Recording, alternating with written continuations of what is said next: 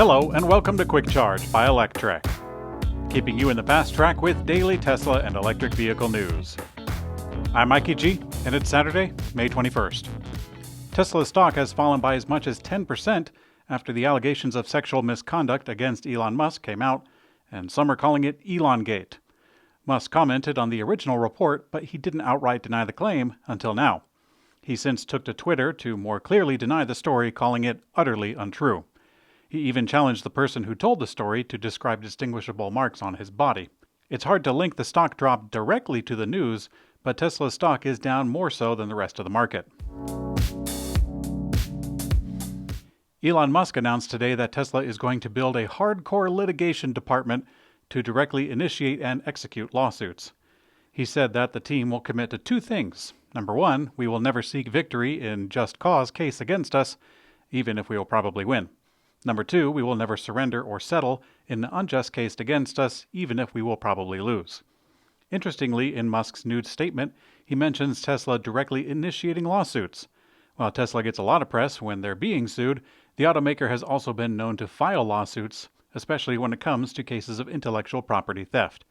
The timing of this announcement could be seen as a response to the sexual misconduct allegations. However, it could also fit the timing of a recent documentary release today, which clearly takes aim at Tesla's autopilot. Here's a look at the trailer for the upcoming documentary. People are going to assume the car does more than it can. There were crashes taking place while autopilot was in use. Is Tesla an example of scientific integrity and public responsibility? It is not. Tesla has reportedly agreed to build a battery and electric vehicle factory in Indonesia, according to the country's head of investments. A local news reports that a confirmation came from Investment Minister Bahali Lahadalia, saying that Tesla has agreed to a deal to build a battery and electric vehicle factory, however specifying that nothing has been signed quite yet.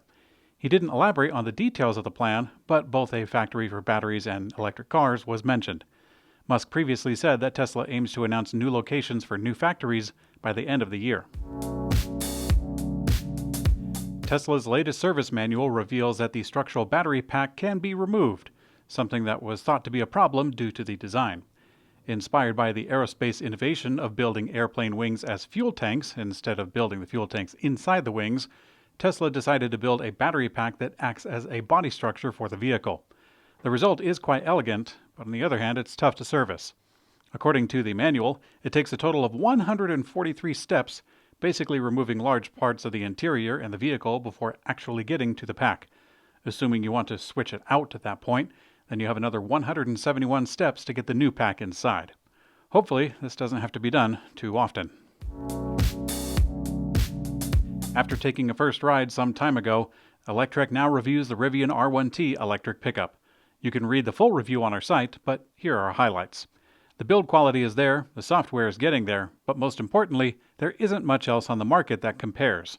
Rivian is big, but it will still fit in a parking spot or garage, making it unique among the electric trucks that are currently slated for the market. As great as the vehicle is, the bigger question is this: can Rivian execute on its scaling plans?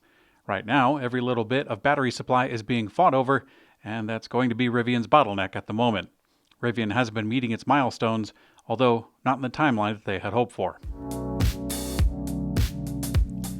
In today's community comment, most of you were busy talking about the Elon Musk scandal, or some non-related issues.